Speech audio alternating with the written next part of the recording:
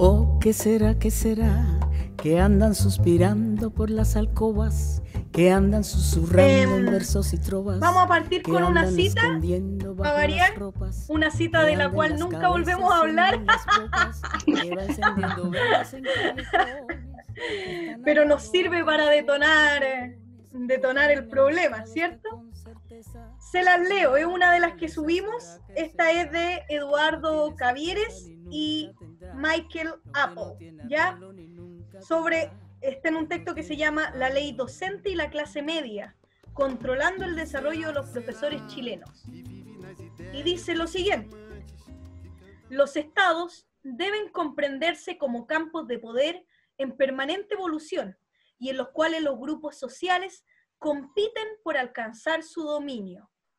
Desde esa perspectiva, la reproducción de las estructuras económicas, políticas y culturales es menos una función de un Estado abstracto que el resultado de la movilización por parte de los diversos grupos sociales para acceder a posiciones de poder dentro del Estado y así difundir aquellos valores que están enraizados en sus conciencias, identidades y aspiraciones materiales. Al respecto, los sistemas educativos juegan un papel importante apoyando y legitimando los intereses de clase, de raza y género promovidos por los grupos dominantes. Bien política la cita para empezar esta conversación, que justamente se refiere al rol político que tenemos, ¿cierto?, las y los docentes. Entonces, como la vez pasada estuvimos conversando sobre formación inicial y su impacto en nuestro modo de entendernos como agentes políticos o no, es que quisiéramos abrir este laboratorio con esa pregunta. Tere, ¿la tienes por ahí, o Jime? ¿O la menciono nomás? Sí. Si yo no la tengo a mano. Entonces, la pregunta dice, ¿qué concepción política instala la formación inicial en las y los docentes? ¿Cómo nuestra formación inicial, universitaria, ¿cierto?, favorece o no favorece, por ejemplo, la organización docente?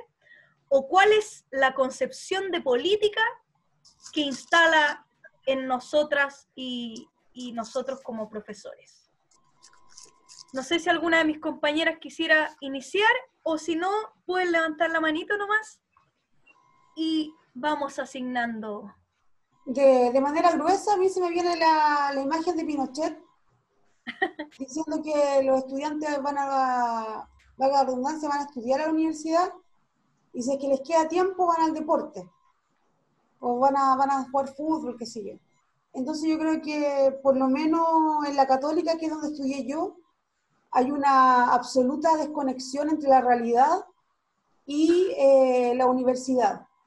De hecho, la filosofía que yo estudié en la Católica está absolutamente desconectada de la realidad, o sea, como que no hay realidad, hay textos, hay conceptos. Un profesor nos decía, miren, vamos a pasar a Aristóteles, lo que vivió, él nació, vivió y murió.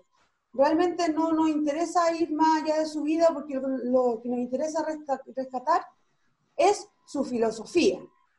Como que la filosofía estuviera totalmente desconectada de la historia, de los acontecimientos políticos, a quién le escribe Aristóteles, por qué escribe eso, ¿me entiendes? Como que es una filosofía, por lo menos en lo que a mí respecta, una filosofía absolutamente desconectada de la realidad y por lo tanto los estudiantes también desconectados de la realidad.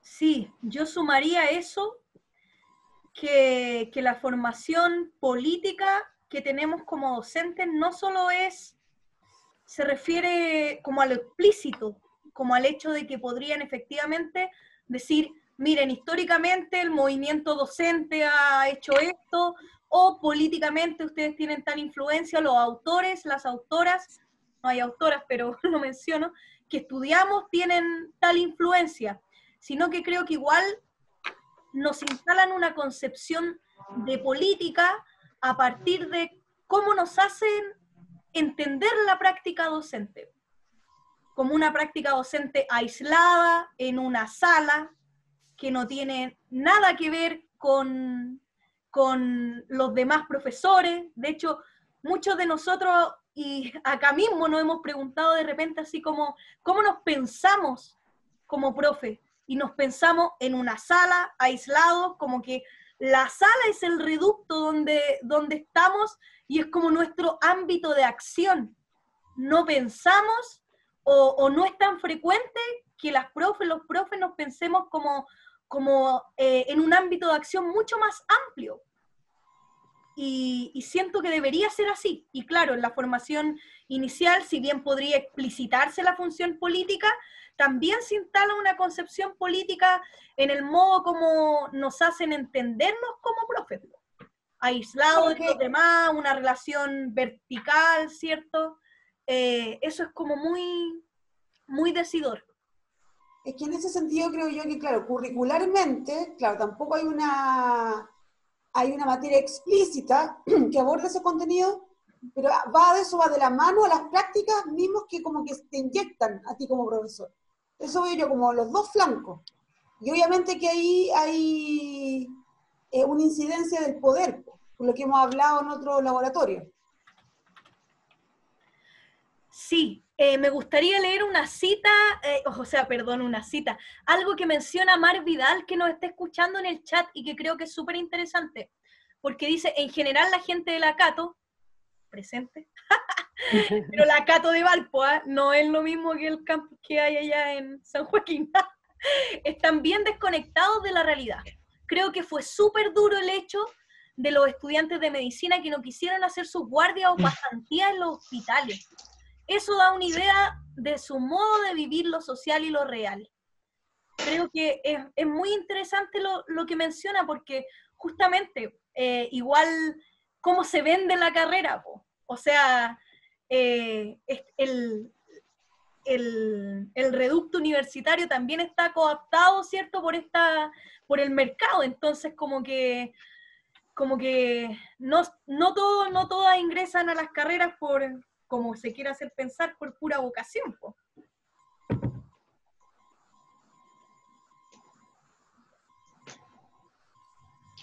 Pero yo creo que los profes de alguna manera también nos vamos como moviendo en esa dualidad, porque de alguna manera nosotros también nos sentimos reprimidos, que el sistema de alguna manera también no nos deja en muchos espacios para poder crecer o organizarse, pero también esa dualidad, y que a veces uno nota en algunos colegas el doble discurso, de tener un discurso muy reivindicativo en términos gremiales, básicamente relacionado a lo económico, sí, que tiene que ver con la reivindicación salarial y tal, pero que tienen una disposición tremendamente vertical y hasta dictatorial dentro de la sala de clase. Entonces esa dualidad a mí también de repente como que me golpeaba mucho cuando de repente veía colegas como súper empoderados de un discurso, no sé, gremial, sindical, reivindicativo, pero que en la sala de clase eran ellos los que tenían el poder y nadie más podía hacer otra cosa. Entonces,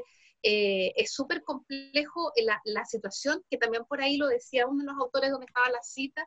Nosotros transitamos en ese espacio intermedio entre quienes somos también vulnerados nuestros derechos, en que tenemos problemas para la organización y lo demás, pero también aquellos sujetos que ejercen poder en otro y que coartan a otros, que son los jóvenes que quieren organizarse, etc. Entonces, ese discurso medio ambivalente que muchas veces tenemos los docentes, es bien decidor también de cómo vamos formándonos nosotros a sí mismos como sujetos de cambio, si queremos ser sujetos de cambio. Cuando te interpelan los alumnos, que muchas veces pasaba eso con algunos colegas. Y lo otro que a mí me pasaba, yo me acordaba ahora del liceo, por ejemplo, que tenía profesores que eran muy, bueno, salvo mi profesora de historia, por ejemplo, que la recuerdo con mucho cariño, que con ella tuve una tremenda cercanía, pero tenía otros profesores que también tenían digamos, una lucha gremial y lo demás, que no se permeaba en la sala. Como que ellos salían del colegio y hacían sus cosas, pero era como separado de la actividad pedagógica. Entonces afuera y eran dirigentes, hacían un montón de cosas, pero la sala de clase era como cualquier otro profe, no había mucha diferencia. Entonces a veces como que muchos profesores asumen esta estructura, digamos, de la escuela, y cuando salen de la escuela se liberan y hacen como toda la práctica política, pero como que no lo juntan. Ese juntar ambas cosas no es tan fácil como pareciera, creo. Sí, creo que tiene mucha razón, porque además creo que no es solo cosa de voluntad, ¿cierto?, juntar ambas cosas, sino que además hay como ciertas condiciones que dificultan eso, po. Estaría bueno igual como pensar en ese sentido lo que propone Jime, qué condiciones materiales impiden la organización docente o impiden que esta práctica política se haga más efectiva. Leo, dele nomás. Sí, el Leo, yo iba a saludar, porque no Buena, Ro. apareció abruptamente, iba a dar las palabras, pero estaba peleando con un PlayStation que se llevaba todo el internet de la casa, así que lo tuve que apagar y volví. Así que eso, y ahí está el Leandro. Sí, yo quería abrir un poco un concepto que creo que es un concepto muy utilizado en el marxismo, y que sin embargo es un concepto como no es propio del marxismo, que es el concepto de la alienación, que se asocia también a la enajenación, y que tiene que ver con lo de la subjetividad y cómo la subjetividad que nosotros constituimos de manera colectiva, ¿cierto? Como un todo, ¿cierto? Como docentes y como sociedad en general, nos va determinando más allá de nuestra voluntad individual. Entonces, uno a veces como que trata de, en el fondo, dentro de ese mundo alienado, enajenado en el que se desenvuelve, tratar de pelear contra esa enajenación y contra esa alienación en la que uno se desarrolla, pero es súper difícil hacerlo de manera individual, porque de una u otra forma estamos constantemente recayendo, ¿cierto?, en las lógicas, ¿cierto?, en el orden del sistema, en las maneras de relacionarse que impone el sistema. Entonces, en ese sentido, yo creo que para pensar como el lado de afuera de la enajenación, en la lógica del desarrollo docente, hay que pensar cuáles son las relaciones en el fondo que nos constituyen en esa enajenación. Entonces, nosotros como docentes, creo yo que, por ejemplo, una de las cosas que nos determinan así como de forma profunda es la burocracia, creo yo. La burocracia en la que nosotros nos encontramos amarrados por todas partes, ¿cierto? Entonces, en los colegios se llama eso el trabajo administrativo, ¿cierto? Pero es burocracia en definitivas cuentas. Entonces, esa burocracia es constituyente como de las relaciones entre profes. Entonces, creo que estar como contra esa burocracia es súper difícil, porque es como, no sé, es como rebelarse contra el padre, ¿cierto? Es como una especie como de sacrilegio ir en contra de la burocracia, incluso nombrarla como lo que es, decirle burocracia a la burocracia, ¿cierto? Es ya un acto como de sacrilegio y rebeldía. Entonces, creo yo que una de las cosas como que nos constituyen es eso, y otro elemento y creo que lo nombran por ahí los autores que aparecen en las citas, el elemento del tiempo. Creo que una de las precariedades también propias del mundo escolar, del mundo como docente y de la subjetividad docente es la falta de tiempo. Siempre estamos como carentes de tiempo. Y no solo como individuos, sino en general el colegio siempre va como atrasado, siempre está atrasado con todo. Entonces, esa forma como de estar como desajustado del tiempo, ¿cierto?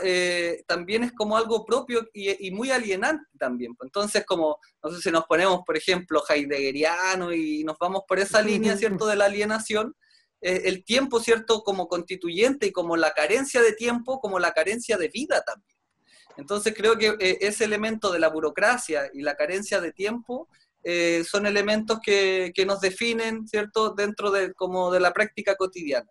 Y lo otro que quería yo destacar también es que dentro de nuestra formación inicial, nunca nos hablan de la historia de nuestro gremio, de la historia de nuestro pueblo trabajador, ¿cierto? Articulado en ciertos distintos espacios de desarrollo, cómo los profes históricamente se han articulado con otras formas de trabajo, ¿cierto? Sino que es como si fuéramos como una profesión ahistórica, como si no hay historia ni para atrás, ni tampoco hay futuro, solo hay un presente tecnocrático, ¿cierto? Donde la epistemología que nos constituye es como neutra en términos ideológicos. Eso nos quieren hacer entender, que hay como una técnica que no tiene una ideología detrás. Y es como esa la imposición, creo yo, que nos tratan como de forzar una y otra vez, como una ahistoricidad por una parte, y por otra parte la neutralidad en términos ideológicos del saber. Eso. Súper, Leo, la burocracia constituyente, qué término que te sacaste, ¿ah? Buenísimo, recuerdo que Tere también mencionaba en algún momento, no sé si cuando planificamos el laboratorio anterior o lo dijiste, el tema No, del profesional versus el trabajador, ¿te acuerdas? sí, como que te venden el cuento de que tú eres profesional y la historia de SUTE o del colegio de profesores o de cómo nace el movimiento obrero, todo eso se deja fuera. Entonces no hay como, tú como profesor no te sientes parte de una historia, estás solo como individuo ante el mundo, totalmente como experienciando en tu precariedad el tiempo, la burocracia, etcétera. Entonces hay una atomización que también se ve en otras áreas, también se ve en educación, se ve, pero también yo creo que se ve en salud, se ve en vivienda, ¿cachai? Como que hay una atomización constitutiva que tiene que ver con el cómo está formulada la Constitución. ¿Me entiendes? Como que hay con esta división que se hace entre el individuo, los grupos intermedios y el Estado, finalmente, para Jaime Guzmán, yo he estudiado un poco el tema, todo descansa en el individuo y no en la colectividad. Entonces hay una ideología que siempre trata de ser neutra, pero esa ideología no es neutra, porque no lo es. Y en cuanto a lo que dice Leandro y la historia, me parece que también pasa eso en literatura, también pasa eso en biología, la historia, y por eso yo creo que están exterminados también los ramos de historia. La historia tiene memoria, conserva la raíz, lo vital que tiene un pueblo, en sus luchas, en sus opresiones, etc. Y obviamente que si le quitamos eso de raíz, es mucho más fácil la dominación, la enajenación y lo que en el fondo recae en una falta de organización docente. Solamente para abrir un poco, de acuerdo a lo que estaba pensando, que Leandro me hizo pensar harto, estaba pensando en yo no tengo idea cómo trabaja el colegio de profesores. Si tiene un departamento de currículum o de algún tipo que se asemeje como a que, por ejemplo, ¿por qué los profesores, si que está, quizá yo no lo sé, pero por eso lo pregunto, ¿por qué los profesores no son capaces de decir, miren, nosotros somos los expertos, nosotros vamos a hacer un currículum nacional? Entonces me reúno con los profes de biología, me reúno con los profes de no sé qué, no sé cuánto, y le contrapones al poder una alternativa. ¿Me entiendes? Como que eso sería igual, creo yo, súper importante. En términos de organización, ya no solamente lo gremial, que es muy importante y es lo básico porque son las condiciones materiales en que nosotros ejercemos nuestra práctica pedagógica, pero también creo que debería existir propuesta docente, pero quizás eso existe y yo no lo sé. Yo quería decir algo, Rocío. Dale, Ro. Sí, como sumando a todas las palabras que habían dicho, creo que hay una cuestión que se interpreta también de lo que decía la Jime, que el profe o la profe, como cualquier otro chileno y chilena hija de vecino, también crecimos bajo una cultura que despolitizó. O sea, en el fondo, que concebirse a sí mismo o misma como sujeto político no era viable, digamos, ¿no? Entonces, por eso hay como esta separación que bien decía la Jime, que de repente como que el trabajo político es por fuera de la escuela, como lo discutimos alguna vez en otro laboratorio, pues en el fondo cómo politizar la escuela, cómo entender que la escuela es un espacio de disputa política también.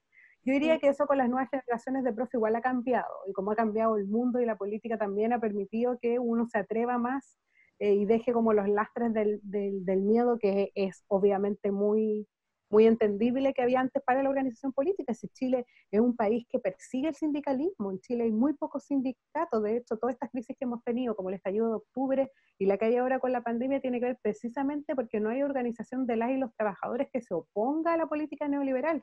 Ni siquiera pensemos en la oposición de los partidos políticos que están en el Congreso, hablemos de la clase trabajadora defendiendo sus intereses.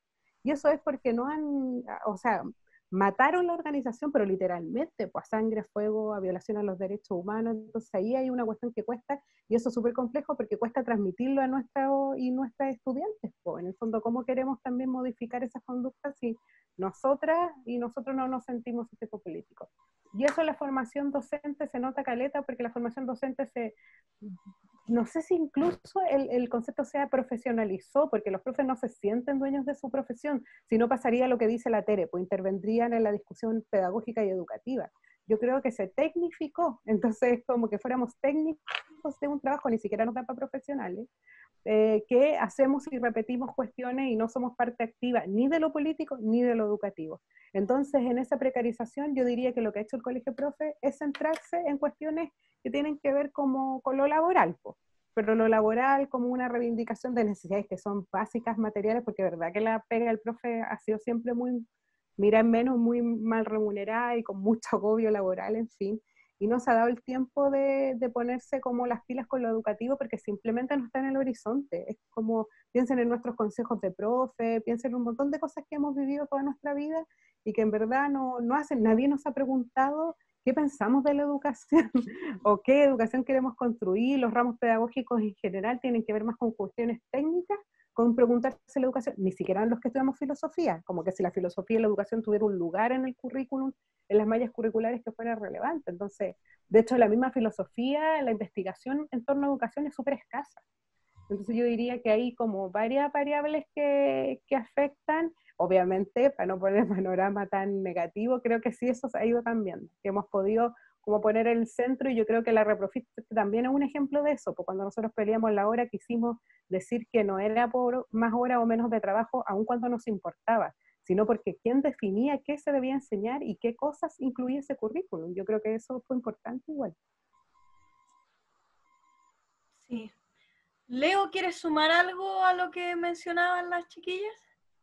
Sí, sí, o sea, más que nada como recalcar un poco lo que dice Rosario respecto a que el colegio de profe, si bien, como bien ella dice, ha tenido como un proceso, ¿cierto?, de reivindicaciones principalmente salariales y laborales en términos de condiciones laborales.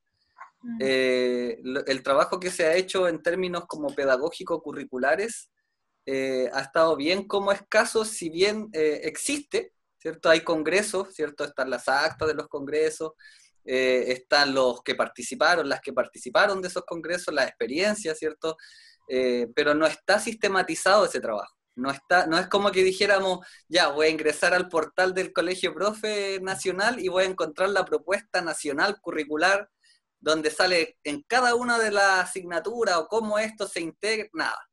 O sea, ahora, por ejemplo, tenemos una propuesta que es yo encuentro que es como una propuestita más que una propuesta, ¿cierto? Lo que tenemos, pero con esa pequeña propuesta estamos tratando de pelear con el ministerio, ¿cierto? Una propuesta de 30 páginas que hace relación al currículum, a la nuclearización, ¿cierto? Que hoy día, hace unos minutos recién terminó una presentación de esa propuesta que se está haciendo online. Sin embargo, la reivindicación del movimiento pedagógico en términos como de contenidos pedagógicos y curriculares, yo creo que el último congreso fue en el año 2007, si no me equivoco. Y de ahí en adelante no tenemos como una actualización de eso, ni tampoco una estrategia para haber hecho de eso algo aplicable o aplicados, ¿cierto? Entonces, yo creo que por lo menos la intención en el colegio de profes, yo como parte activa del colegio, hemos tratado nosotros de instalar como el tema de lo curricular, de lo pedagógico en el centro de la discusión, y este año estaba programado al menos un Congreso Nacional Pedagógico que no se pudo realizar. Entonces, por lo menos eso está ahí como vigente, digamos. Pero ahí también las circunstancias, claro, nos juegan en contra, pero creo que está ahí, está latente y está como por reactivarse. Y claro, somos responsables también para poder hacerlo. Pía tenía la mano levantada. Ay, dale nomás, Pía, falta el audio. Ahí sí. Ahí está. Ahí sí, ¿me escuchan? Sí. Hola, buenas tardes a todas y todos. Me lo voy a poner más cerca, es que no pude poner el audífono. A propósito de todo lo que dicen, bueno, me evoca muchísimas cosas.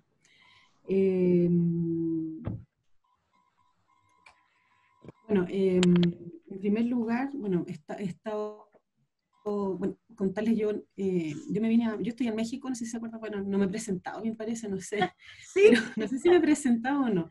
lo Bueno, recuerdo. claro, yo estoy estudiando acá en México, soy una autoexiliada por estudiar, pero antes de estar aquí yo trabajaba en Santiago y también trabajé en formación de profesores. Trabajaba y tenía estudiantes de distintas disciplinas pedagógicas. Yo me inclino por la educación inicial o la formación, o la educación en primera infancia, porque soy profesora en educación diferencial y porque me parece fundamental ese momento, ¿no? En la formación de las personas. Bueno, quería contar un poco de eso primero, que por eso por ahí mi interés por la formación docente en específico, pero la formación en particular, a propósito de varias cosas que se han mencionado aquí. Creo que Sara por ahí mencionaba, claro, a lo mejor igual paréntesis, voy a sonar un poco a lo mejor resentida, pero sí, bueno, ya lo asumo. Lo que decía Yo por ahí, también soy resentida. Me encanta la palabra, de hecho. y no, yo tampoco, ya no me ofende para nada, y lo digo ya. A propósito de lo que mencionaba Sara respecto de la intervención, o no sé, mencionaste por ahí la dictadura. Yo en los últimos días he estado tratando de releer varios textos sobre la ENU, porque me interesa en particular por un trabajo que comprometí para un seminario que se va a hacer acá con compas chilenos, y vamos a hablar sobre los 50 años de la Unidad Popular, y no había nadie de educación, y yo dije, por supuesto, ¿cómo no voy a hablar de la ENU? Pero al mirar la ENU, por ejemplo, lo que quiero mencionar de ahí es que uno puede entender, o sea, al ver ese proyecto como construcción colectiva, yo creo que esto a la derecha, a Guzmán y a todos los que estaban detrás, les pareció, no sé, yo creo que esa fue la máxima alarma para iniciar una intervención radical en materia educativa, y me refiero aquí desde la formación docente hasta, no sé, pues, había notado algunas cosas, el currículum de la formación docente y el currículum escolar, o sea, el vaciamiento ideológico que hay ahí, porque ellos apuestan permanentemente de que lo ideológico siempre es lo de izquierda, pero lo de ellos nunca es ideológico, ¿no? Claro. Es una cosa que hay ahí bastante rara. Y bueno, y todas las discusiones, o sea, uno entiende por qué le intervinieron y por qué se han evitado discusiones que creo que tenemos pendientes. Por ahí Rosario mencionaba esto de cómo se entiende la educación. O sea, claro, ¿cómo estamos entendiendo la educación? No hemos tenido esa discusión. En los 90 no pasó ni cerca.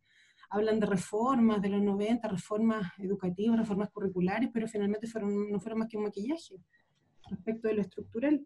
Entonces, me parece que es importante aquí recuperar la formación profesional, y ahí a propósito del comentario que hacía el compañero en el chat, ¿no? Claro, basta ver la Católica o la PUC en este caso cómo ha incidido en política pública, cómo ganan las licitaciones cada año para formación docente, para CIMSE, no sé, o sea, un montón de cosas. Y claro, la mirada que ellos instalaron respecto de la formación profesional y lo que era ser un profesional de élite en Chile, ¿no? Creo que son cosas que igual tenemos que mirar, sobre todo quienes venimos de universidades públicas, de regiones, que tuvimos otra raigambre tal vez, ¿no?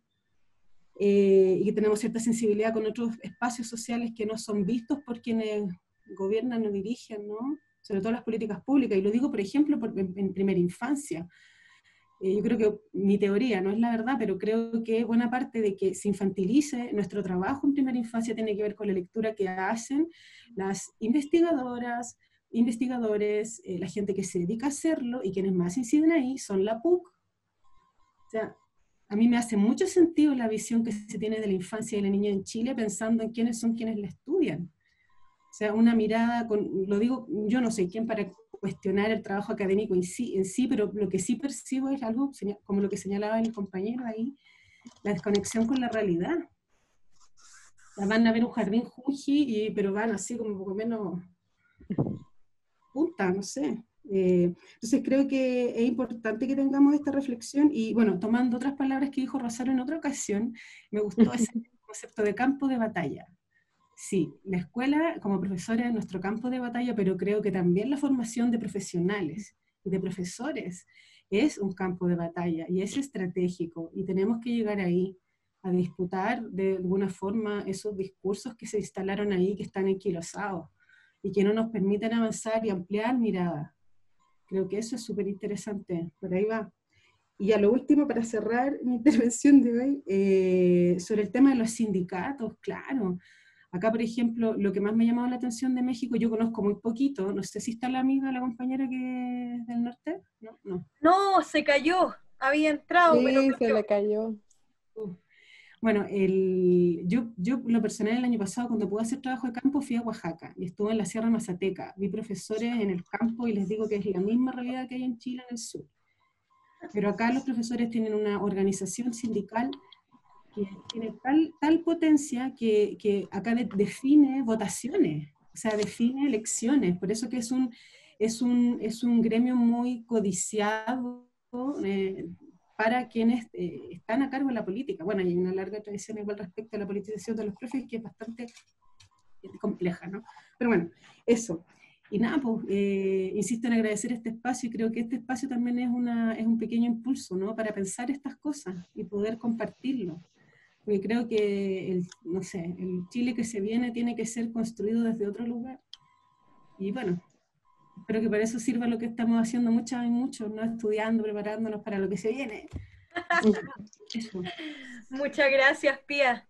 Sí, yo creo que es muy interesante varios elementos que han mencionado ustedes, porque esto de reducir la docencia, ¿cierto?, a algo meramente técnico, además es peligroso, porque nos hace ser absolutamente prescindible. O sea, si un profe es capaz de ser concebido solamente como algo técnico, es fácil prescindir de un docente de esas características. Creo que paralelamente la despolitización social que ustedes mencionaban sin duda es un agente clave también en esta producción de subjetividad. O sea, solo una persona despolitizada podría creer que el ejercicio que tiene en la escuela, ¿cierto?, es algo fuera de toda ideología o es algo absolutamente objetivo y neutral. Solo una persona despolitizada podría creer eso. Y sí, de hecho creo que el individualismo a veces es tanto que inclusive puede pasar que las mismas organizaciones se perciban a sí mismas como colecciones de individuos y reivindiquen solamente intereses particulares, porque incluso se da entre organizaciones que las reivindicaciones son como solo de lo particular, en vez de generar alianzas, ¿cierto?, con otras fuerzas, por ejemplo, los docentes con otras fuerzas de trabajadores, o bueno, tenemos casos emblemáticos y hasta funables como el de los mineros, ¿cierto? Que justamente se refiere a eso, a que la participación política inclusive se ha reducido como a los intereses particulares de las mismas organizaciones. Sí, lo que veo yo en términos muy generales es que, claro, se le achaca a la Universidad Católica el hecho de haber implementado el sistema neoliberal mediante los Chicago Boys y su permanencia en Chicago. Sin embargo, no solamente Sergio de Castro o los Chicago Boys en general son los causantes de esta despolitización, sino que obviamente que la educación en tanto dadora de sentido, porque yo creo que la educación en tanto que guía, en tanto que de alguna manera introyecta, no sé si decir la palabra introyectar, pero de alguna manera es generadora de sentido. Entonces, también la Universidad Católica ha ejercido un rol central en esta despolitización, ya no solo al interior de la universidad, sino como promotora de una educación que se vale de un lenguaje economicista, tecnocrático, y como decía un compañero en laboratorios pasados, no me acuerdo que era Sebastián, me parece, cuando uno se apropia del lenguaje, se apropia el apropiarse del lenguaje es poder, es tener el poder igual. Entonces, cuando yo me apropio del lenguaje y empiezo a nominar todo esto desde la técnica, queda en un profesor absolutamente normalizado, como un paper académico propio de estos tiempos. Normalizado en el sentido de que puedes estar investigando cualquier cosa como filósofo y da lo mismo, porque si cumples tú con los parámetros formales, está muy bien. Y si tú eres profe, lo mismo. Pues. Si tú cumples con los parámetros formales, con este tipo de recetas, también estás muy bien como profesor. Excelente. Y te vas a tener destacado o experto en la evaluación docente. María Olga había levantado la mano. Sí. Hola, ¿cómo están? Hola. Hola. Esta ojera horrible de teletrabajo. Todos tenemos las nuestras. Sí, demasiado, está duro esto. Respecto a lo que decía Tere recién, yo creo que claro, o sea, la Universidad Católica tiene mucha responsabilidad, pero yo creo que todas las universidades tienen mucha responsabilidad, sobre todo las que son parte del colegio rector. Porque ninguna de ellas ha dado ninguna señal nunca, aparte de sus señales equívocas de sí, somos súper progre, no sé, yo estudié en la Chile, entonces pasé por esa, como matar al padre casi, todos los días. Porque pensando como estaban conversando al principio, en la formación histórica, la formación reflexiva y todo eso, yo lo pasé en mi formación pedagógica, pues yo estudié en la licenciatura primero, absolutamente desconectado, estoy en el Olimpo, así arriba, no había ninguna relación con la realidad, nunca jamás. Y después en el DEP. Y el DEP tiene una formación muy política. De hecho, no sé, la Leo Reyes a mí me hizo clase de Historia de la Educación. Entonces, claro, su visión estaba muy presente, pero ya, y llegamos a la escuela y ¿qué? Te transmiten esa visión como que casi tú fueras a salvar la vida de los estudiantes, y eso tampoco es verdad, po. Entonces, ¿con cuál visión te quedas? Y desde dónde tú formáis tu propia subjetividad docente, si llegáis a una escuela donde existe la pasividad, donde hay individualismo, donde todas las cosas que trabajaste en 3 semestres, que es una formación súper, chica, por decirlo de alguna forma, amable. Claro, tú en esos 3 semestres trabajaste con tus compañeros, hiciste trabajo interdisciplinario, etcétera, etcétera, pero llegas a la escuela y eres el profe de filosofía. Y el profe de filosofía que viene súper entusiasmado con una idea de la educación política que en realidad en la escuela no está instalada. Po. Entonces, ¿desde dónde te tomáis? ¿Y cuál es la responsabilidad que tiene la universidad en eso? Porque al final eso es lo importante. Porque es la universidad quien te está formando como docente, quien tiene que hacer esos lazos con las escuelas y presentarte a la escuela como es, no como una idea de, creo yo. Eso. Sí, yo quería decir algo con lo que decía María Olga, que lo mencionó, parece la clase anterior, iba a decir, el laboratorio anterior, que era que en Chile hay 2 formas de ser profe, una es estudiar pedagogía y otra es una carrera consecutiva, como lo que dice María Olga, que es lo que hace la Chile y la Cato, y el resto de estudiar pedagogía como propiamente tal.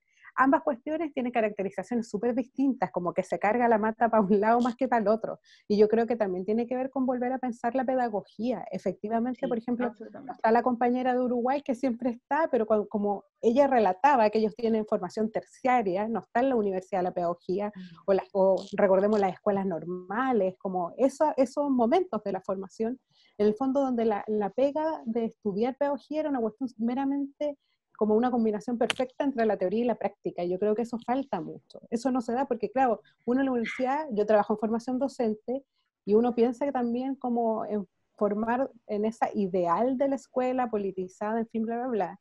Pero, no sé, en mi caso trabajé en un colegio hasta el año pasado, entonces lo que yo veía en el colegio, las clases que le hacía mi estudiante en la universidad, al menos iban estando, y yo hacía todo el esfuerzo de que estuvieran dotados de realidad, y de decirles que no es una pega fácil. Yo siempre les bromeo que es como el momento para arrepentirse si quieren ser profe, no, porque cuando lleguen a la escuela no va a ser así como lo vemos teóricamente.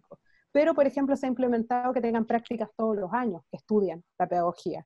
Entonces, que vayan teniendo un vínculo con lo práctico entre los ramos teóricos y estar en la escuela para ir entendiendo cómo funciona eso. Yo creo que también hay una cuestión ahí de cómo pensar la carrera docente pedagógicamente, y cómo, por ejemplo, en Argentina, antes que llegara Macri, yo no sé en qué están en eso ahora, pero pasa en otros países, no solo en Argentina, que hay un proyecto educativo docente del Estado, digamos. ¿Cuáles son los profes que Chile necesita? ¿Qué características deben tener? Sin perder la autonomía de las universidades, por supuesto, pero que hay ciertas cuestiones que son fundamentales, que ramos, no sé, hasta la acreditación hoy día, no sé, yo que estoy como en el movimiento feminista de profes, que estamos con la cuestión de educación sexual, nosotros pedimos que en la acreditación se tome como parte de la revisión que tengan todos los cabros y las cabras de la formación docente ramos de género, que nadie puede salir siendo profesor sin haber tenido esa formación. Entonces incluso los mismos instrumentos del sistema podrían poner ciertas reglas para que la pedagogía igual tuviera un sentido que fuera un poquito más unificador y que fuera una cuestión que nos permitiera unir sentidos, como dice la Tere, porque todos los sentidos son distintos en la formación docente, como... Y eso es una cuestión súper heavy. Ay, el Eduardo. Eduardo. No te vi porque estaba hablando. Pero ahí está. Hola, muy buenas tardes a todos. Me quiero colgar de un espacio que considero que es súper importante respecto del discurso.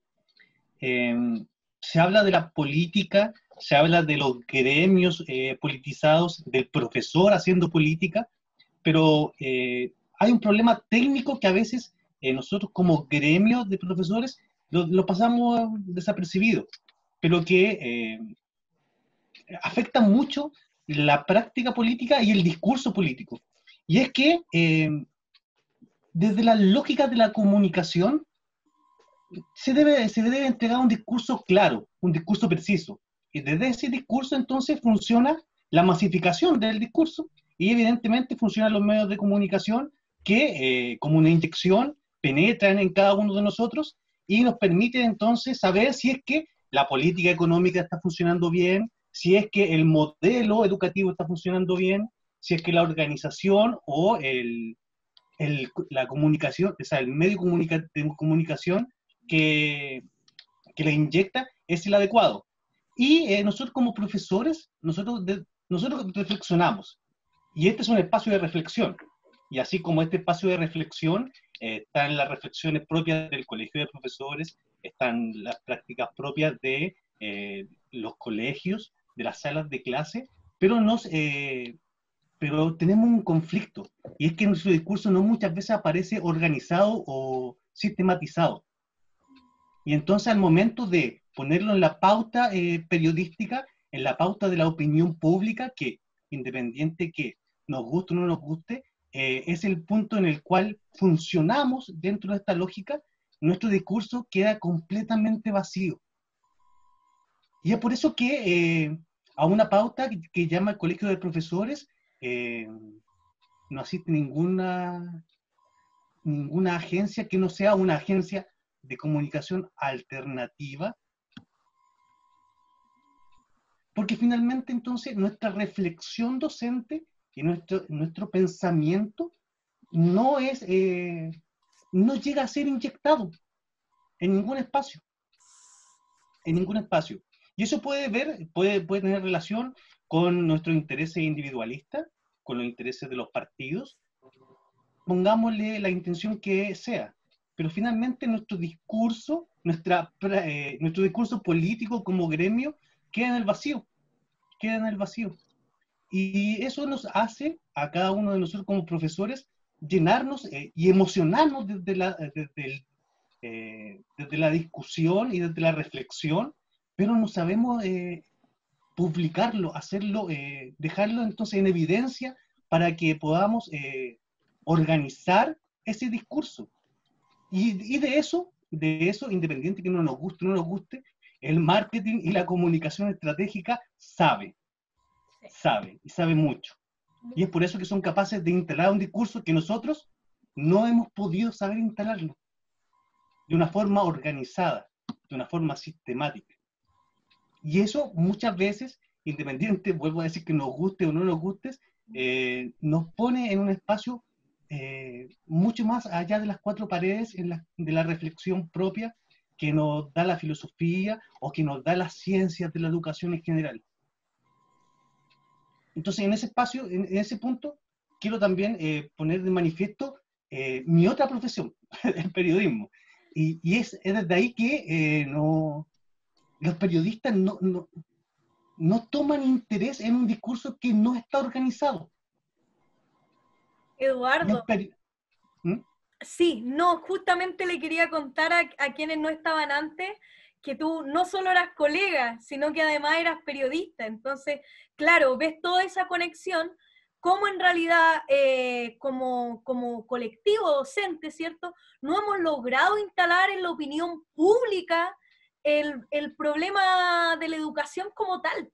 Yo creo que es muy crucial lo que dices, porque efectivamente, como tú señalas, nos guste o no nos guste, funciona así, po. Y ahí comunicacionalmente hay mucho que disputar también. Y me parece súper interesante el análisis. Exactamente. Y eso y esto lo digo solamente desde la opinión, no desde el argumento más puro. Como organización docente, muchas veces la reflexión nos supera. Y esa reflexión queda estancada bajo la lógica de la emoción que nos da un buen argumento, pero no desde la comunicación que ese argumento va a permitir inyectar un discurso.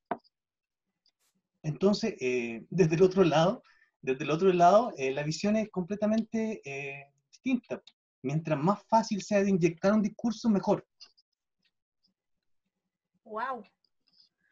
Muchas gracias, Eduardo. Gracias, Eduardo. Sí, el Leandro tiene la mano levantada. Sí, es que me sentí un poco interpelado igual por lo que plantea el colega, el compañero ahí, el periodista y profesor. No, mira, es que ¿sabéis por qué lo pienso? A propósito como de la sensación como que también creo que describía un poco María Olga en cuanto a que uno cuando llega al mundo, yo cuando salí, egresé de la universidad, yo sabía que existía el colegio profe, no tenía idea cómo funcionaba, nada. Sabía que podían existir sindicatos de repente por escuela, pero no tenía idea cómo funcionaba, nada. Sabía así como muy ideas vagas porque nunca nos enseñé y estuve hartos años en la universidad. Y salí al mundo del mundo de pedagógico preguntando, cachando, bla, bla, bla, hasta que ya uno, tanto preguntar, encuentra ahí algunas respuestas. Y dentro de eso, yo en este momento formo parte, no voy a hacer proselitismo, pero formo parte de un movimiento docente que lleva como 8 años más o menos constituido, un poquito más, un poquito menos, pero es un movimiento docente que tiene una perspectiva histórica, tiene mucho más futuro que pasado, lo que me parece hermoso, ¿ya? Entonces, en ese sentido, yo creo que una de las cosas como para poder como poner así como en situación este movimiento en cuestión, uno de los elementos que describe Eduardo respecto como a la idea de como del marketing político, lo pongo muy comillas, ¿cierto? Pero respecto a la idea de la comunicación de las ideas políticas, uno ve, por ejemplo, el Colegio Profes, con Rocío lo hemos comentado antes, la manera de hacer propaganda del Colegio Profes es muy así old school, con unos afiches bien feitos, ¿cierto? Con una estética bien como antiguas, digamos, por no decir, no sé, otro apelativo más pesado. Entonces, dentro de, por lo menos, de la organización donde estoy yo, por lo menos, haciendo parte, se da mucho énfasis también a lo comunicacional, que creo que es muy importante, como dice Eduardo. Y dentro de eso se ve como cierta como idea como de actualización de los discursos, pero no de darse vuelta a la chaqueta, ¿cierto? Así como se entendió la actualización en Chile de los discursos de izquierda, que fue como todos los marxistas se volvieron ex-marxistas y anti-marxistas incluso. Entonces, en el caso por lo menos de la organización de la que yo formo parte, se toma esto de la pedagogía crítica, que sí tiene una historia, ¿cierto? Pero se trata de darle una actualización de acuerdo a los contextos en los que nos encontramos y darle como una comunicabilidad un poco más amable de lo que normalmente nosotros estamos acostumbrados. Entonces creo yo que parte de la subjetividad, como para volver un poco al tema de y la inercia política, ¿cierto? O la bulia en la que nosotros nos encontramos en general, ¿cierto? Esta desmotivación de los profes por organizarse, se debe también a este como, entre comillas, desgaste, ¿cierto? De los materiales que son, no sé, por la publicidad o la comunicabilidad de la propaganda política o la propaganda de las ideas propias del mundo de la organización. Entonces creo yo que, como lo que dice Eduardo es muy importante, creo que nosotros por lo menos estamos tratando de tomar esa idea y darle un poco o mucho énfasis, ¿cierto?, a esa idea. Y lo otro que quería decir yo, que eso también te motiva, pues, es como una especie, como cuando tú veías algo bonito, algo bien organizado, donde se ve un trabajo, donde se ve una intención, también despierta una motivación, es como que se nota en el fondo que hay algo nuevo, hay algo que está brotando, y yo, como me gusta leer poesía, yo le decía el otro día, yo tengo poemas hit, que me gusta leer siempre. Entonces hay un poema que es de la Gioconda Belli. Yo soy profe de lenguaje, me paso harto leyendo poemas. Y el poema dice: claro que no somos una pompa fúnebre. Dice: claro que no somos una pompa fúnebre. A pesar de todas las lágrimas tragadas, estamos con la alegría de construir lo nuevo. Y gozamos del día y de la noche y hasta del cansancio. Y recogemos la risa en el viento alto. Usamos el derecho a la alegría, a encontrar el amor en la tierna lejana y sentirnos dichosos por haber hallado un compañero y compartir el pan, el dolor y la cama.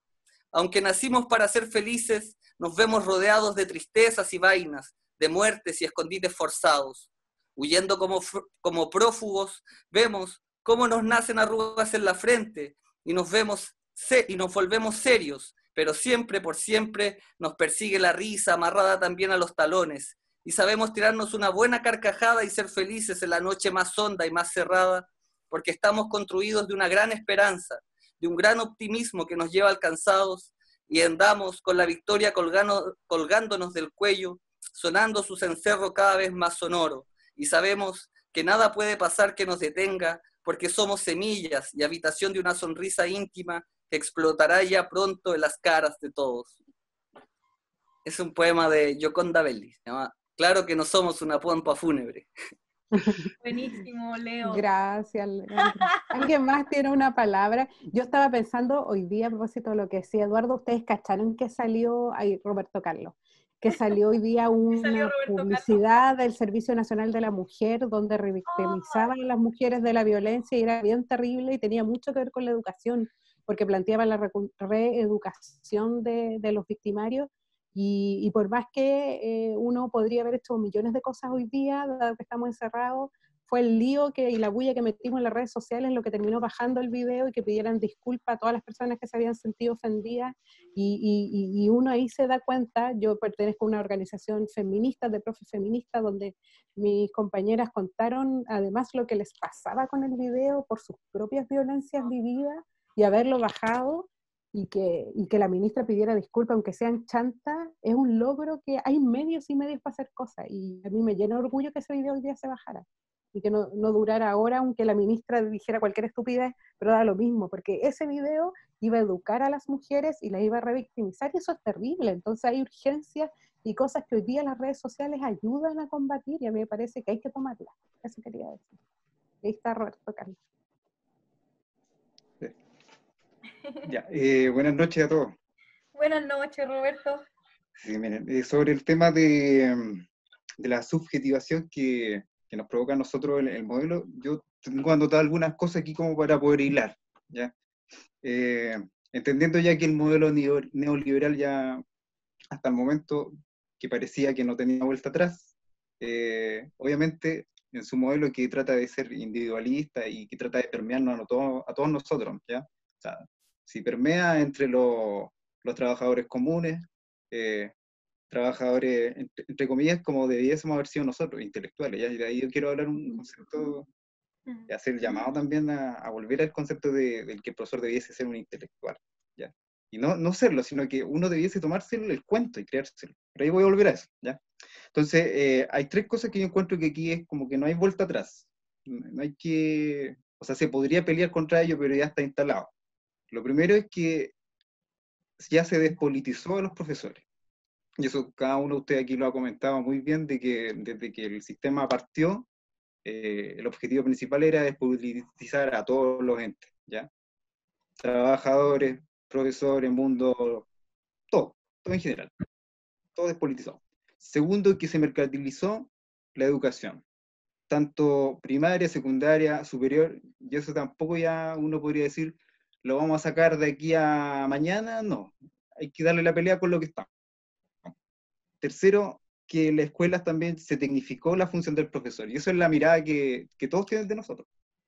Por algo, como decía, por ejemplo, Rocío, o también María Olga, me parece que lo mencionaban, nosotros somos prescindibles. Si el día de mañana creen que nosotros, no es necesario seguir trabajando con nosotros, chao. Entrará otro profesor que cumpla esa labor del engranaje, un técnico nomás, ¿ya? Y por lo tanto, estos tres procesos que despolitizaron, se mercantilizó la educación, se tecnificó la labor del profesor, no hay nada más que hacer. Y ahí uno podría decir, bueno, es que hay que organizarse. Todos quisiéramos estar súper organizados, así como aparecían ahí en las citas, así como lo hicieron los estudiantes. Qué ganas de tener un movimiento tan poderoso, tan vigoroso como el de los estudiantes. O sea, yo súper orgulloso de que la generación o al menos la generación que estuvimos nosotros en la media, haya llevado esto adelante desde 2006, 2011, 2018 con las mujeres feministas, pero siempre en el ámbito estudiantil, ¿ya? De la mano. ¿Qué podemos hacer los profesores ante eso?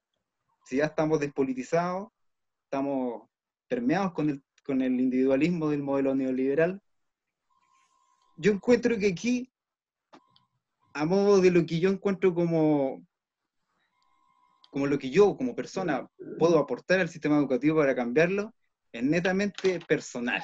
Y aquí uno podría decir, me permeé demasiado del neoliberalismo, del individualismo. Sí, porque no veo otra forma dentro del sistema de salir, así a corto plazo, ¿ya? Y pensándolo en lo siguiente, yo desde que tengo uso de razón, o al menos cuando traté de decidir cuál iba a ser mi carrera, la decidí en tercero medio. Yo no sé cómo habrá sido el caso de ustedes, ahí lo vamos a conversar, pero yo más o menos de tercero medio tenía ya el sentido de qué iba a elegir como profesión, porque yo sentía que no servía para otra cosa más. Y así de simple, o sea, o yo era profesor, trabajaba con personas, pero no iba a servir para estar detrás de una oficina o vendiendo productos, que también lo hice, ya, mientras estudié, pero yo no sentía que iba a servir para otra cosa. Entonces, una de dos, o trabajo como profesor el tiempo que el sistema me lo permita, porque obviamente el sistema a mí me va a estar midiendo, y a lo mejor yo no estoy haciendo la labor hoy en día como el sistema quisiera, ¿ya? A lo mejor cuando llegue la evaluación docente a mi colegio en el que estoy trabajando, me van a pescar y me van a decir, oye, tú no estás haciendo las clases como debiese ser, porque el sistema te dice que tienes que estructurar de esta forma, así, así, así, y me van a echar cagando, y estoy seguro, ¿te fijas? Pero el discurso que yo tengo, y con el cual yo decidí ser profesor, y el que yo quiero transmitir a mis alumnos, el tiempo que el sistema me lo permita, eso va a ser un gusto que me lo voy a dar yo solamente. Si el día de mañana quedo sin trabajo, es algo que yo me la jugué nomás. Si tengo que salir del sistema educacional y ponerme a trabajar en otra cosa, hoy en día ya me da lo mismo. me da lo mismo porque yo sé que estoy dentro de ese juego. Y yo sabía que si iba a entrar a este trabajo, iba a entrar con esas condiciones. Entonces, y aquí también hay un tema que a lo mejor el profesor, por el hecho de ser profesor, y es lo que yo llamo, hay que volver a darle el sentido de vida que uno debiese tener. Si uno sabe que sirve para esto, que es educar, hasta que el tiempo te lo permita, uno tiene que tomársela en serio el rol de, aquí tengo la palabra, de intelectual. ¿Ya? Si el sistema te dice a ti que tú tienes que ser un técnico y que tienes que hacer educar de esta forma, da lo mismo, chiquillo. Da lo mismo porque yo, mientras esté en mi sala de clase, yo te voy a transmitir las ideas que yo quiera. Obviamente hasta que llegue el supervisor, el UTP, o que llegan del ministerio y me vayan a grabar mi clase y me hagan la planificación, no sé, todas estas cosas que yo desconozco porque todavía no estoy dentro de eso. ¿Ya? Pero obviamente, si yo quiero ser profesor, tengo que ir con mi discurso. Yo, por ejemplo, he intentado trabajar en colegios particulares y no me sale. Simplemente porque mi discurso no es compatible con lo que espera un colegio. Pues. Generalmente si me echan, me sacan por no cumple con el perfil. ¿Ya? Y obviamente que me van a sacar porque yo, puta, me sale de los poros. Po. ¿Ya? Entonces obviamente yo tengo claro eso, pero jugarme mi vida porque el sistema me dice que tenía que haber estudiado otra cosa, a mí me vale madre, porque si yo sirvo para esto, yo sirvo para comunicar entre gente joven. Yo orgulloso que los cabros hagan, tira lo que quieran, que hayan en Estados Unidos a seguir haciendo la revolución si quieren. Pero mi discurso y lo que yo quiero entregar va a ser eso y hasta lo que el sistema me lo permita. Ahora, yo perfectamente puedo jugar con el sistema y tratar de que el día que me vayan a evaluar, yo soy el profesor más técnico, más individualista que el sistema quiere. Obviamente para mantenerme. Obviamente que cuando llegue la evaluación a mi colegio lo voy a hacer, pues si bueno, no soy. pero yo dentro de la sala de clase, los días que pueda, yo le voy a dar ahí la batallita al sistema. Sea como sea, porque ese es mi mundo, pues, chiquillos. Ese es mi mundo. Y tengo ahí a 25, 30, 40 alumnos, en los cuales yo estoy sembrando mi esperanza. ¿Ya? Entonces, claro que yo tengo claro que el sistema es neoliberal, está mercantilizado todo. Claro que podríamos organizarnos todos los profesores y ser una masa que cambie todo la estructura en la educación, tanto lo laboral como lo curricular. Pero mientras no se pueda, hay que jugarla a la individual, así como nos enseñaron, a la individual. Sí, sin duda. Muchas gracias, Roberto. Disculpen las chuchas. No. Tranquilo, de aquí no sale.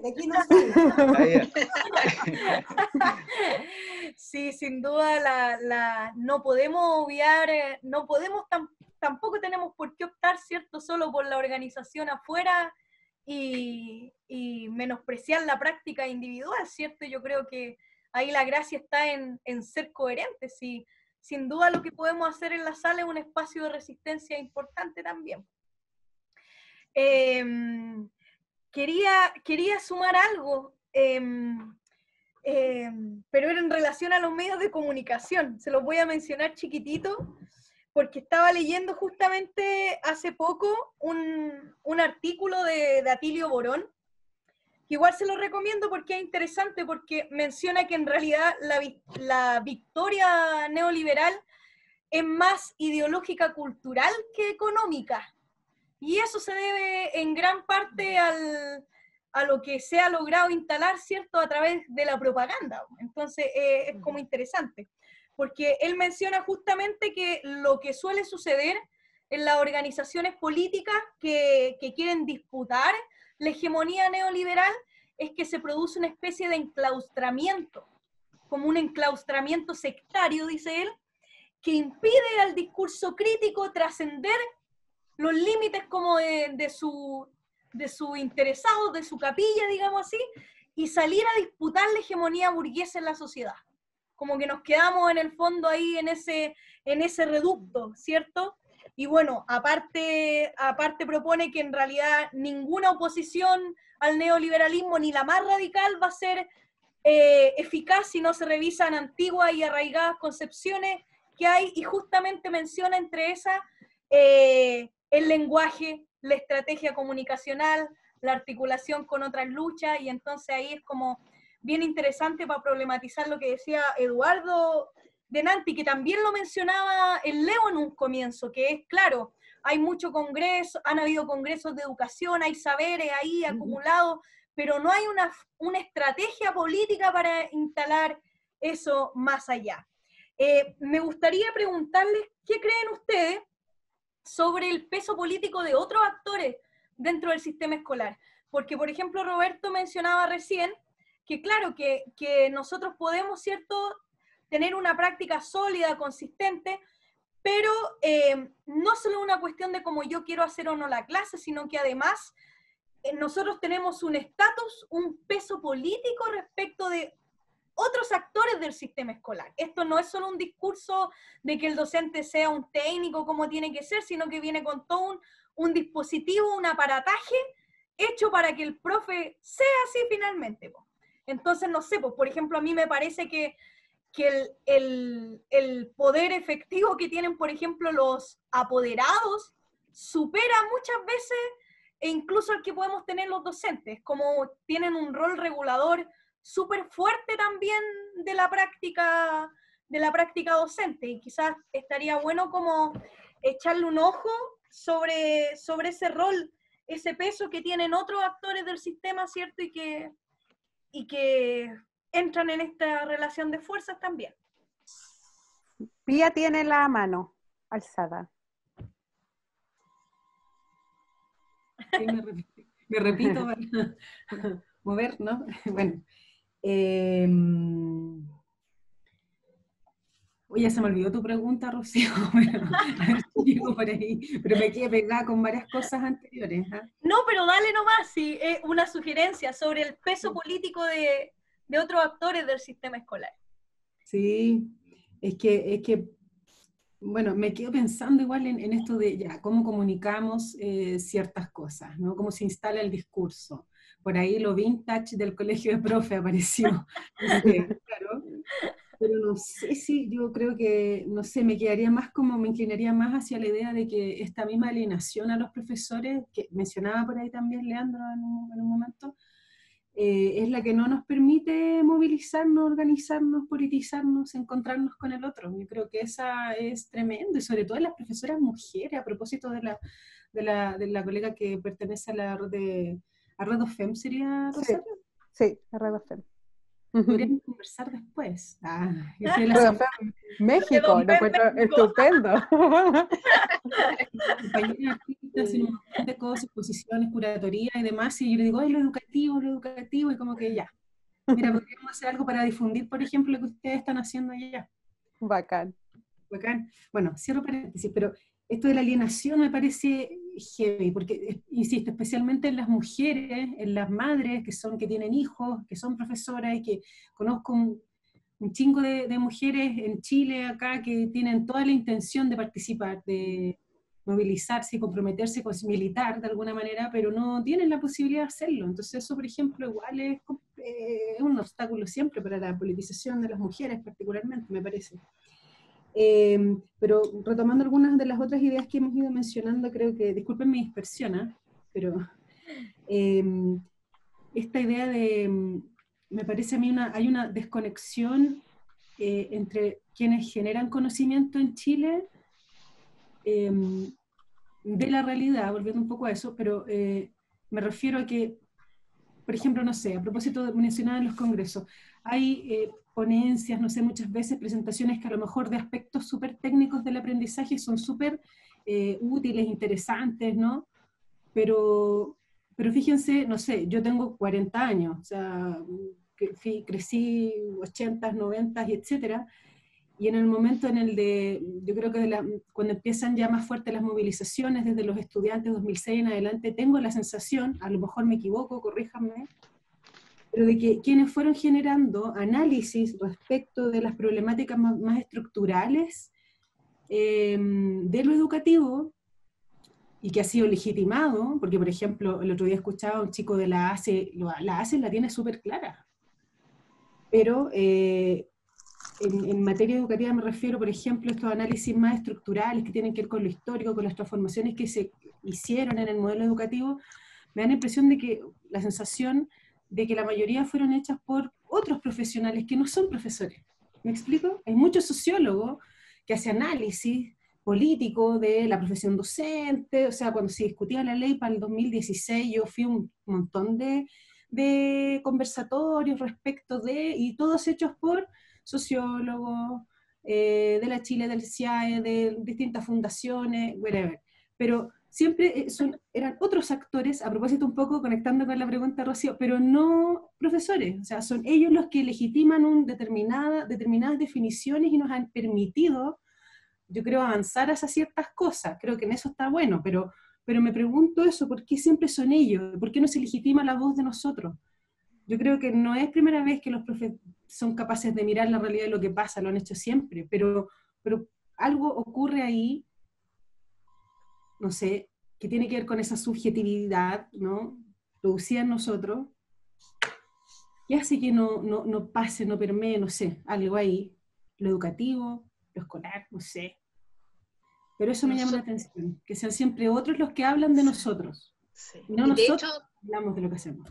todavía es así cuando yo me he visto un montón ahora que estoy con esta contradicción, con estas clases de mentira que les digo yo, con las clases virtuales que uno tiene que hacer.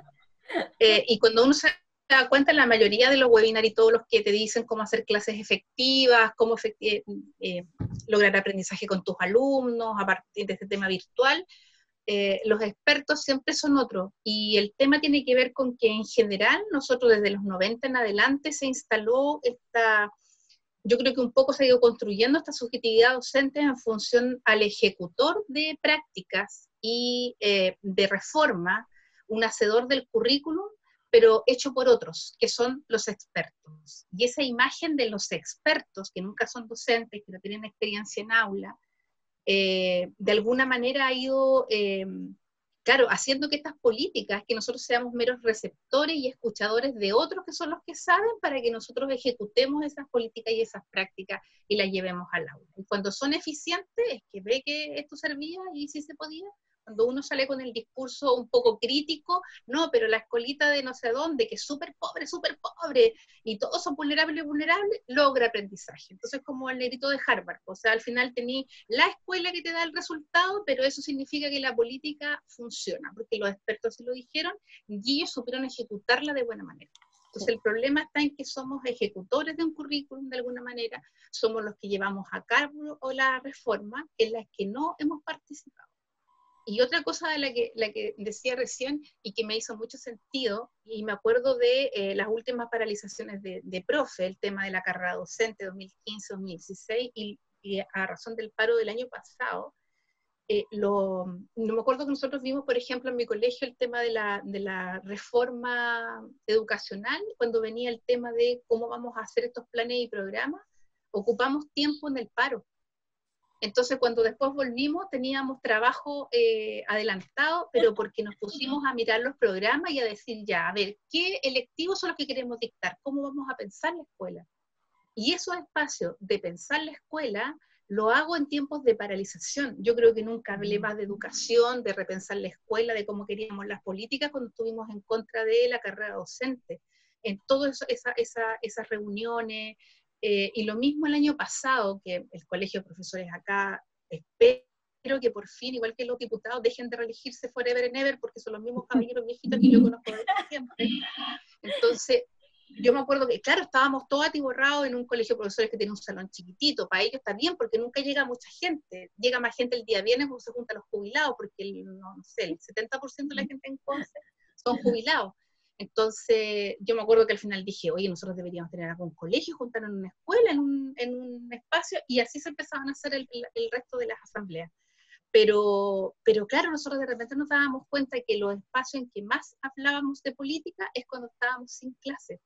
Entonces hay un tema que tiene que ver efectivamente con que somos mayoritariamente mujeres, con que no tenemos los espacios, y con donde la escuela es tan alienante que el quehacer que tienes, que cuando lo paralizas, cuando dejas de hacer eso, puedes hablar de educación, puedes hablar de políticas, puedes hacer el otro trabajo. ¿Cómo juntar ambas cosas para no tener que estar paralizando siempre para hablar de educación, porque termina siendo un contrasentido, ¿sí?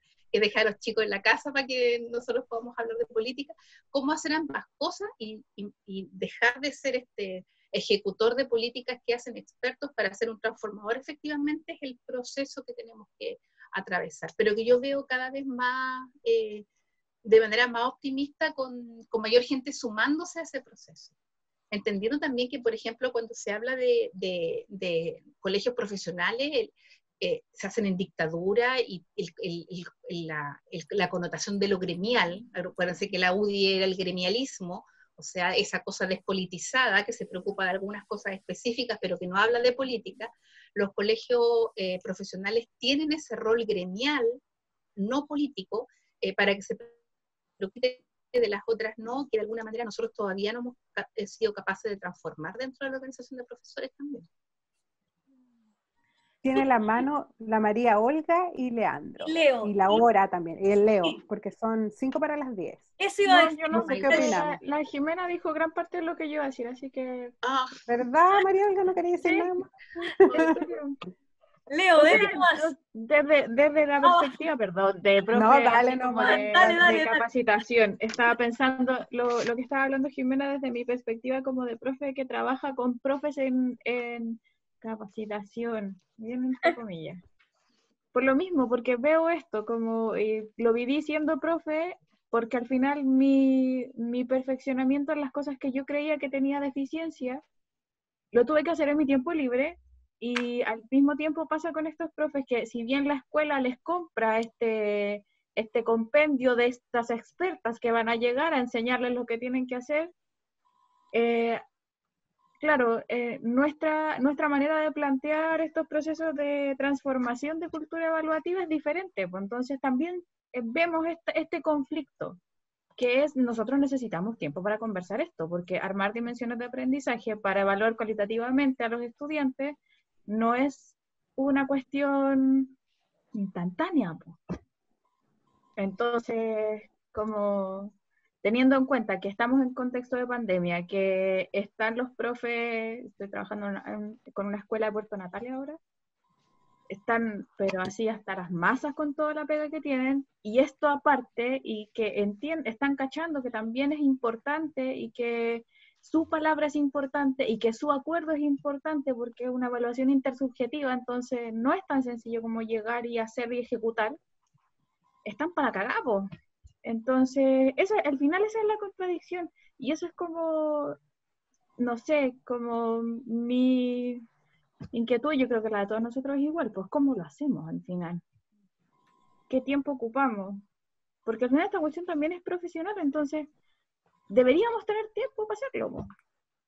Deberían darnos el tiempo para hacerlo, pero no, entonces, no sé, ahí tenemos que, como decía Roberto Carlos, la resistencia de la sala, pero nos encierran de ya.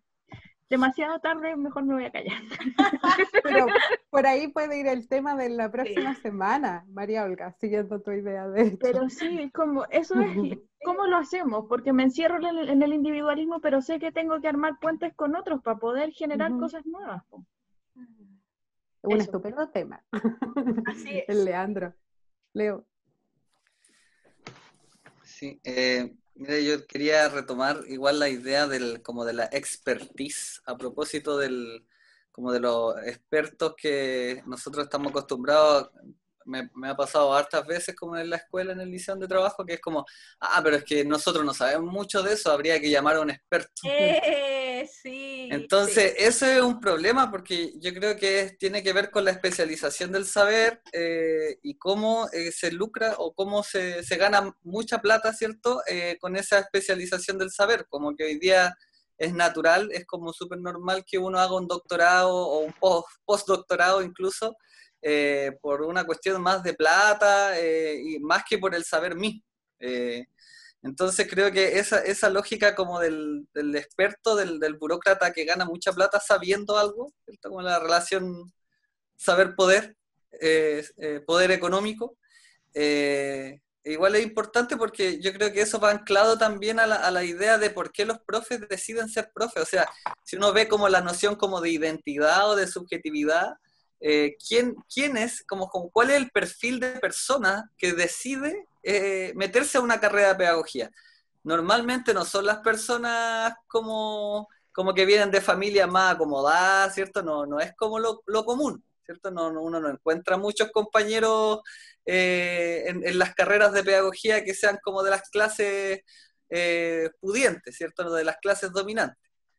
Uno generalmente encuentra en el mundo de la pedagogía, es lo más común, no digo que sea una generalización absoluta, pero encuentra personas que vienen de las clases más bajas, de los estratos más bajos de la sociedad, que han creído a veces en su juventud un poco, se creyeron un poco el cuento de la meritocracia. Yo al menos reconozco ese pecado de haberme creído el cuento de la meritocracia en mi juventud.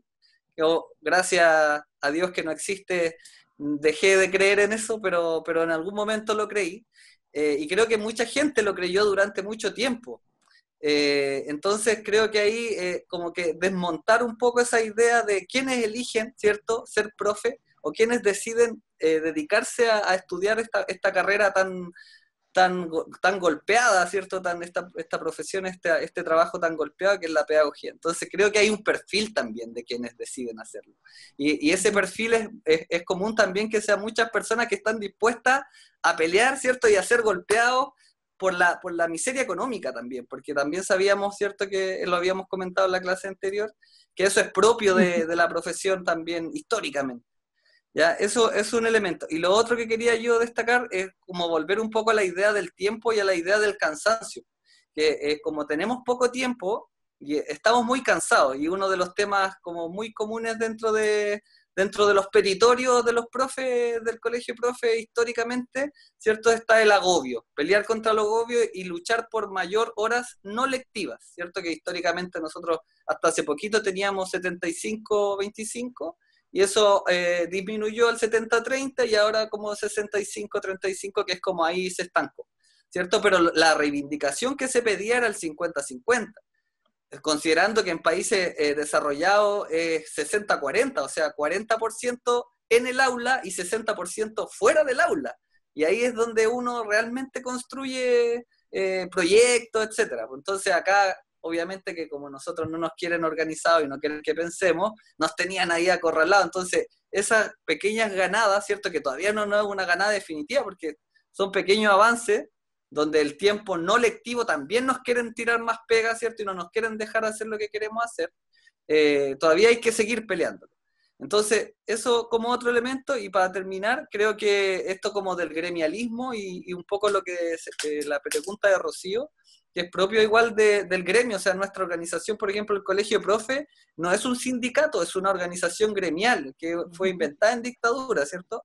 Y tiene ese AG, ¿cierto?, asociación gremial. Y eso también nos marca, pues nos determina. Yo tenía colegas, ¿cierto?, que decían, mira el tipo que barre, y lo miran así como que fuera un trabajador de otra categoría. Yo le decía, oye, pero si el tipo que barre es igual de trabajador que nosotros, pues no, pero es que es distinto porque nosotros estudiamos en la universidad. Entonces, esa idea también está como en algunos casos, y tiene que ver con lo que dice Rocío, pues como esa idea de que el saber también nos da un estatus, como de la meritocracia, que nos impide un poco relacionarnos de manera más directa con nuestros colegas que son paradocentes o asistentes, las personas que hacen el aseo, las personas que cocinan, ¿cierto? Distintos tipos de trabajadores y trabajadoras con las que nosotros convivimos a diario. A veces es como que ellos comen allá y nosotros comemos acá. No comemos junto con las otras personas que hacen otras labores dentro del mundo educativo. Entonces, por lo menos la organización en la que yo participo tiene como esa idea, como horizonte orgánico, como poder construir una organización que recupere un poco esa idea que tiene el SUTE o que tuvo el SUTE, ¿cierto? Y aglutinar a todo el piño, ¿cierto?, de gente que trabaja en el mundo educativo en un gran frente. No tener así como cosas aparte. Eso como idea creo que es súper importante como reivindicar. Buenísimo, Leo.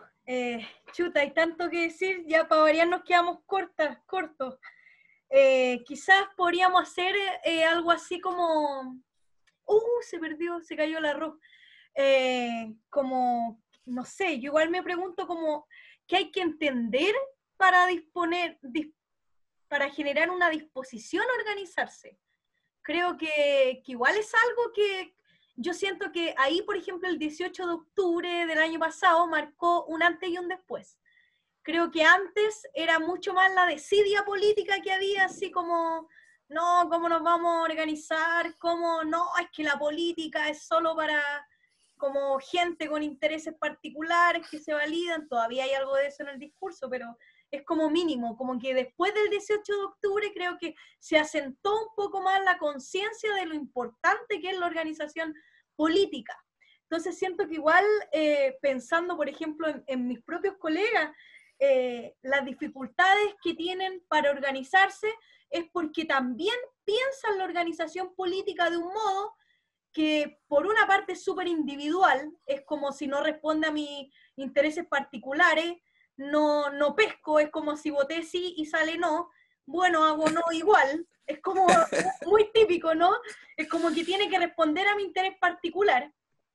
Y otra cuestión igual que se da, y muchísimo, esto no sé si proviene de esa creencia de que como que las organizaciones tienen que ser representativas de mí mismo, cuando en realidad también las organizaciones son campos de disputa, po. O esa tendencia, por ejemplo, a asociar la organización o el gremio con la directiva, así como, no, yo no pertenezco a tal organización porque está dirigida por tales personas, cuando las organizaciones se supone que son sus bases, no su dirigencia. Entonces, y también creo que hay algo que lo mencionó Roberto Carlos después, que a veces tenemos mucha prisa. Y creo que nos cuesta entender, o admitir más bien, que no hay hitos, que esto de generar transformaciones no es un hito, sino que son procesos muy largos. Entonces, tendemos a pensar los cambios como hitos, así como que, de hecho, por ejemplo, en mi liceo se escuchaba así como, ¡ay, si esta vez el colegio de profes no logra la demanda, nunca más voto paro ni me sumo un paro! Porque claro, es como no entender que en realidad si no gano todo el petitorio, no hay avance. Es como creer, hay que darse cuenta igual que las organizaciones como que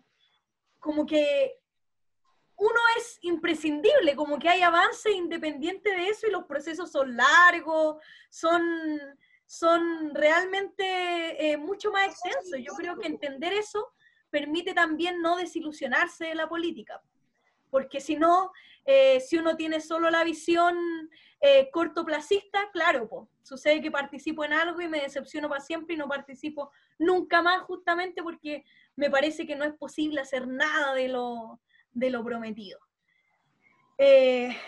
Eso como síntesis. No sé si mis compañeras quieren agregar algo. Tere. Sí, en relación justamente a cómo se ha denominado el estallido. El estallido no fue una causa espontánea, son años de lucha y de trabajo de muchas organizaciones. No es algo que se gestó en un día.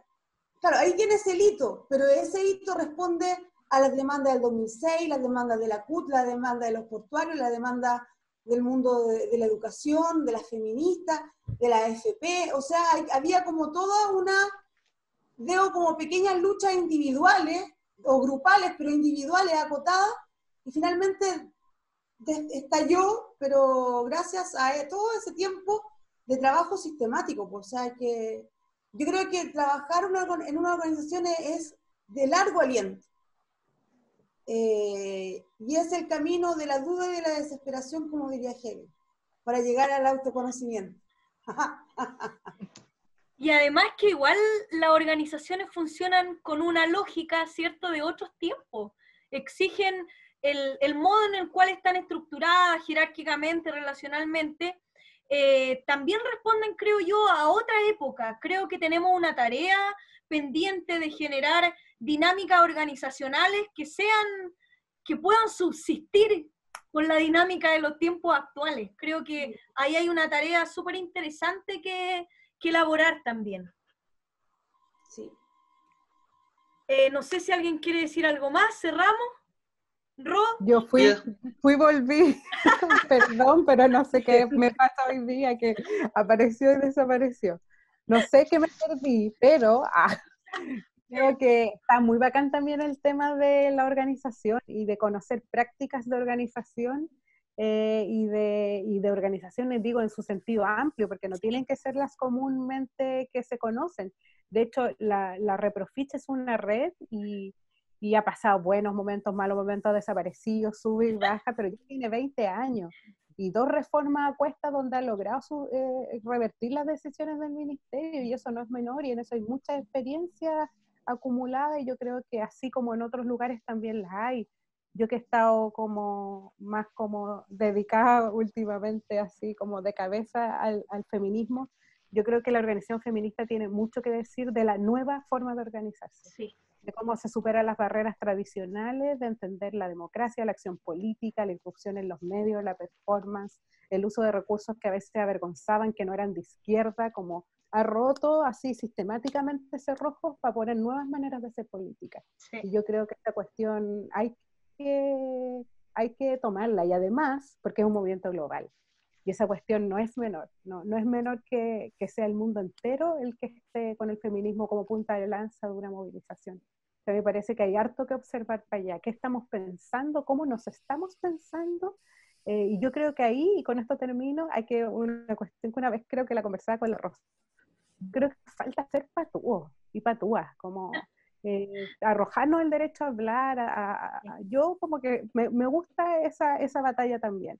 Que me toca sentarme al lado de todos los sociólogos, expertos de educación, típico, porque piensen, no sé, porque ahora los de la Cato se trasladaron a la UDP, ahí está, como los mismos viejos de los 90, con su séquito de sociólogos haciendo educación. O sea, Joaquín Brunner, por ejemplo. Brunner está en la UDP, pues, y ellos se ganan todos los programas de los gobiernos para hacer cosas de pedagogía, y ahora quieren como reactualizar los 90, está en el discurso de los políticos a propósito del acuerdo que llamó Piñera. Entonces yo creo que hay que atreverse nomás, que no nos tenemos que achicar ante esa gente, y yo creo que en eso también es parte de lo que el feminismo ha hecho, como que es tomarse todos los espacios nomás por asalto, y bueno, porque tenemos mucho que decir también, pues. Entonces yo creo que eso es una cuestión que hay que reivindicar más, como no sé en qué podrá ir, pero creo que los profes también tenemos que hacerlo. Hoy día que estamos todos para la cagada con la cuarentena y las clases, el ministro dice cualquier estupidez, volvamos a clases, tomemos el CINCE, y quienes están trabajando son quienes más saben los costos que ha tenido hacer estas clases de esta manera, pues, y decirlo y ponerlo en la opinión pública, porque aunque lo queramos o no, la gente se sigue informando con el matinal, con los noticieros, entonces hay mucho en disputa. Yo creo que hay que relajarse y sacarse los prejuicios y salir a disputarlo todo, ¿no? Y quizás podríamos también hablar de eso, pues, de como formas de organización, de despliegue político, de pensar las formas en que nos movemos. Sería interesante, a propósito de lo que decía la María Olga, digo, porque no se me ocurre otro tema, como derivado de lo que estábamos viendo. Sí, sería interesante, pasaríamos ya a sacar la discusión de la escuela, sería algo más amplio. A mí igual me tinca muchísimo esa disputa, porque creo que es algo que no hemos abordado quizás con suficiente claridad. Y en la misma línea de creerse el cuento, les tiré al chat una invitación, ya que se la han tomado algunas personas que están aquí, no voy a decir que es Leo, y es un blog de reflexión docente que realizamos hace un tiempo, y justamente ha costado harto que los profes como que se animen a escribir, y eso que son textos bien cortitos, página y media, de reflexiones, y claro, cuesta como creerse el cuento ahí de intelectual, como decía Roberto Carlos, que es súper interesante, y tomarse esos espacios, porque aquí yo creo que no hay que descartar ninguna lucha, ni la particular en la sala, ni la organizacional, ni la mediática. O sea, solo en la medida que seamos capaces de articular todos estos espacios vamos a tener algún rédito relevante en el avance de las demandas que nos unen. Así que ese es el mensaje, esa es la invitación. Nada más que darle las gracias ahí, Mar Vidal, ahora la vemos, Claudia, muchísimas gracias por estar, Eduardo, Roberto, Pía, María Olga, Leo, que estén muy bien, ojalá continuar viendo las mercado está con certeza. En la naturaleza será que será. Chao, que no tiene certeza ni nunca tendrá. Lo que no tiene arreglo ni nunca tendrá. Que no tiene tamaño. O que será que vive nas ideias desses amantes?